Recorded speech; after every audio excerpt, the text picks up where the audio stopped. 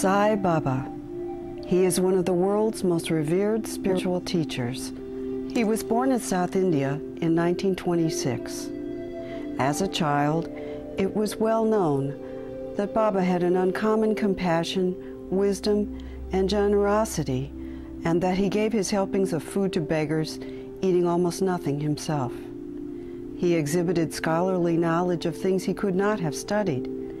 At an early age, Sai composed exquisite music in classical Indian style, music that was used at religious festivals and that contained the knowledge and wisdom of a sage.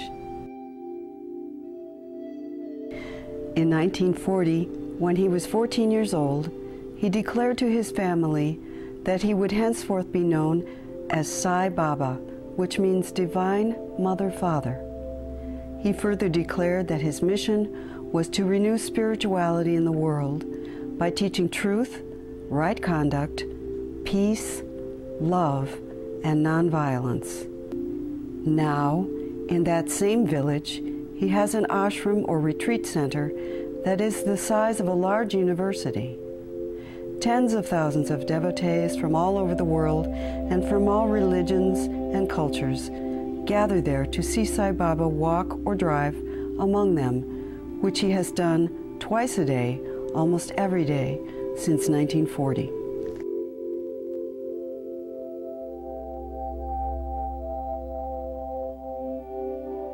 Sai Baba shows us how society should ideally function.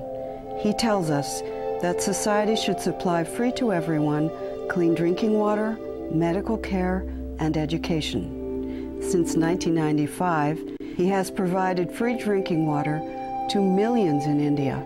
This is an undertaking the government of India has never been able to accomplish. It is the single largest social benefit project carried out by a private organization anywhere, ever, and it was done without once soliciting funds.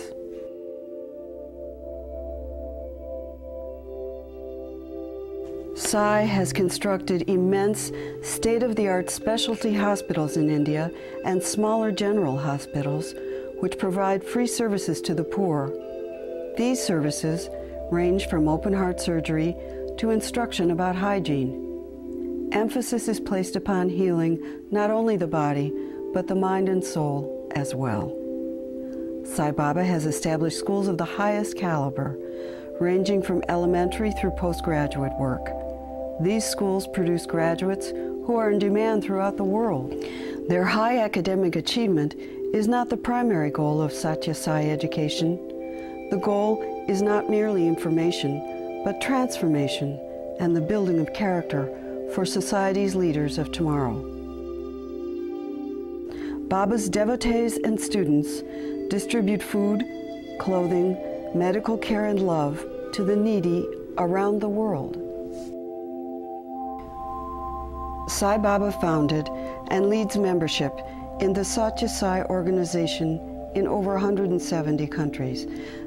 The members of these Sai centers are united by a common goal: spiritual growth.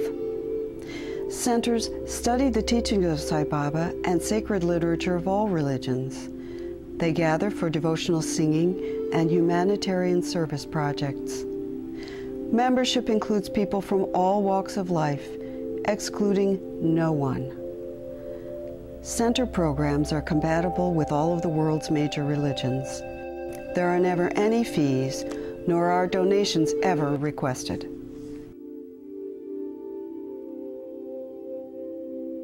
The following are some of Sai Baba's teachings in his own words. I have come to light the lamp of love in your hearts, to see that it shines day by day with added luster.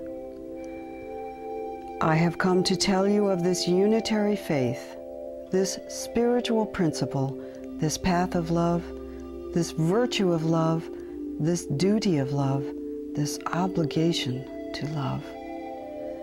It is enough if love is cultivated, the love that knows no distinction between oneself and another. It does not matter a bit if you have no faith in me or God, Have faith in yourselves. That is enough. For who are you really? Each one of you is divinity, whether you know it or not. Man must know his pricelessness. Baba says he is not here to start another religion. Rather, he urges others to be the best within their own religion, if that is what they choose. He says all faiths share in the eternal presence of love. And, as Betty Babcock, an American follower of Sai Baba, says, that eternal presence is available for all people to discover. The eternal presence is there, and there's no difference. And that's what Baba tells us time and time again. In fact, in front of his house is the huge stupa, which encompasses the 5 major religions. And he's always said, don't leave your religion, don't leave your belief, but simply encompass it and grow and change the heart and love everybody. Sai Baba asks people to see themselves as incarnations of God, as the ideal of goodness. He points out that God is everywhere and in everything. Baba told me in an interview that everything is God, and I scratched my head and I did not understand that everything, absolutely everything is God. And so I started reading everything I could about spirituality, the lives of saints, enlightenment, whatever I could find to enlighten me about this statement. And now I'm convinced.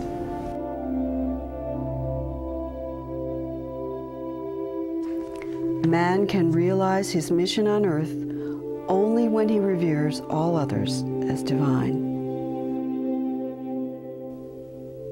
Love all beings as manifestations of the same divinity that is the very core of yourself. Love all beings, that is enough.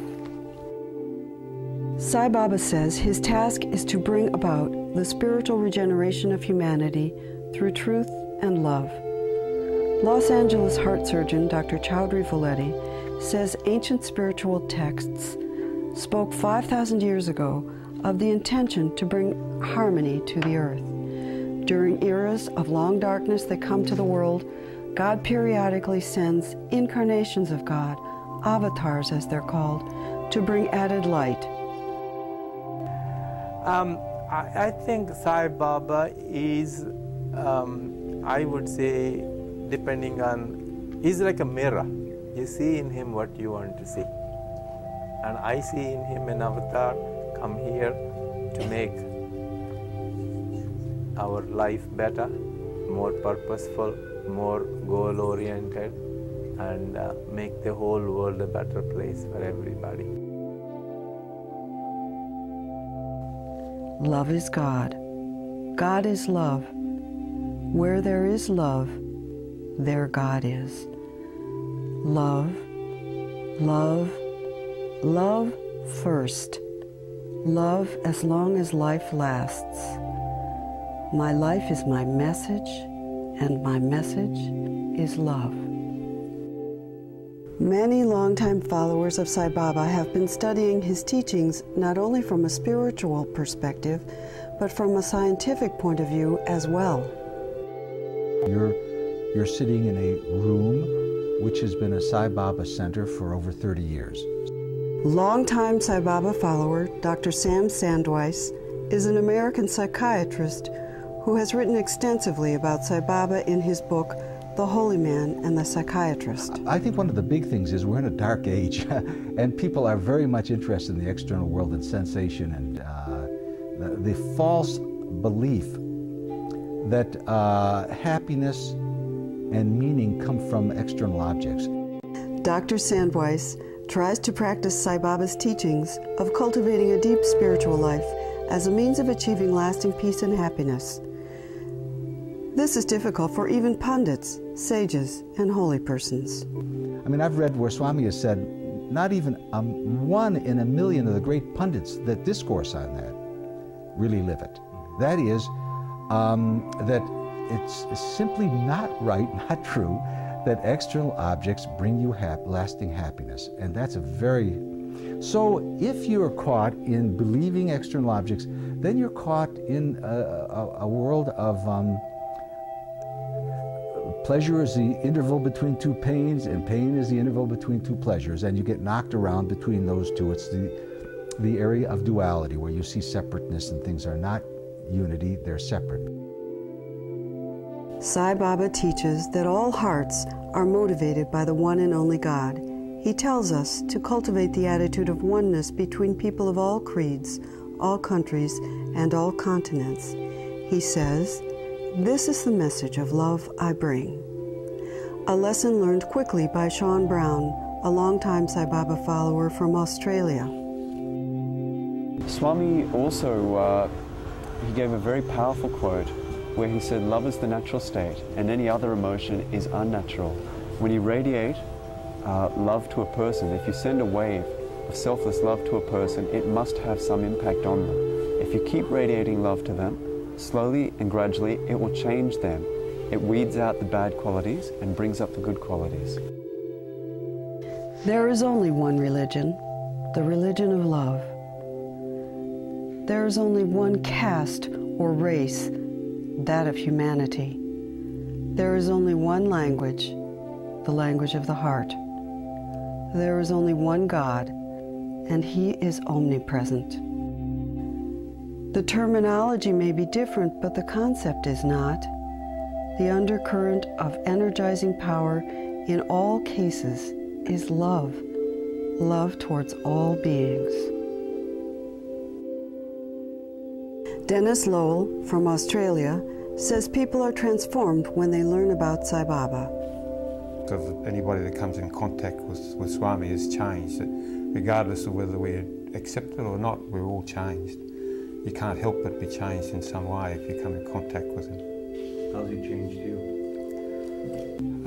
He's changed me right across the board, I think. And the first thing he's changed me is that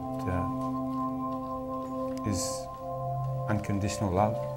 I think my capacity to love unconditionally, and that's probably the most important thing, has been changed. To love without expectation. Malkia Jones of Chicago was drawn to Sai Baba several years ago. She was reared to believe that God was unattainable until she began to study Sai's teachings. I know now something I could never have dreamt 3 years ago. What's that? That God is within me, and He's within you and everyone else. Baba is here, and I know He's with me. I know He's with me. When you know God is within you, you can't waste time gossiping.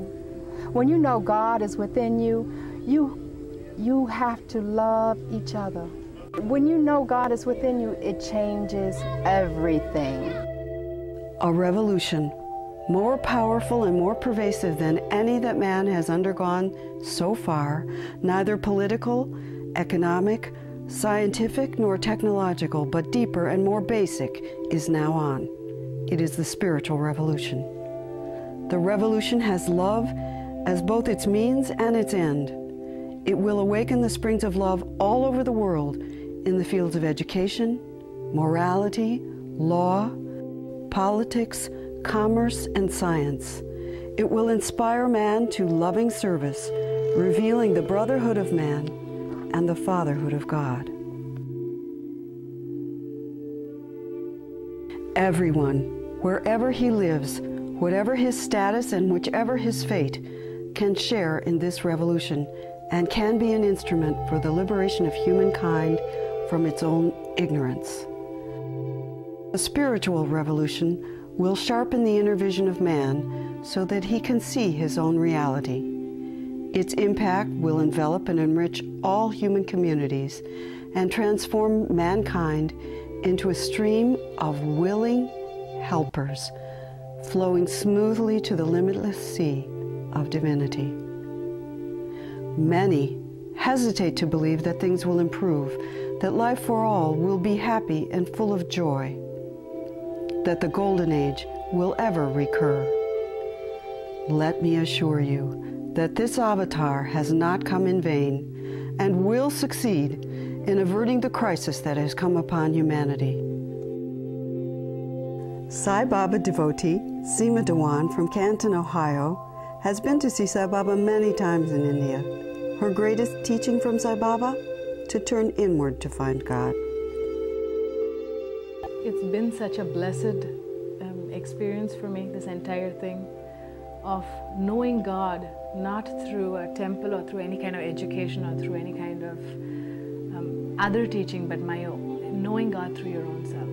I think that has been the most profound thing, and it makes me look at each one of you as God. It makes me look at the tree as God. It makes me look at the wind as God. It makes me look at the sky as God. Everywhere I go, I know I'm surrounded. I am in Him. I am in the womb of God. I have not come to speak on behalf of any exclusive religion. I have not come on any mission of publicity for any sect or creed or cause.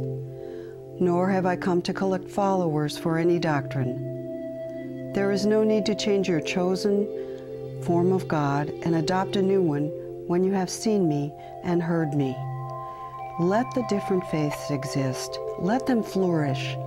And let the glory of God be sung in all languages and in a variety of tunes. That should be the ideal.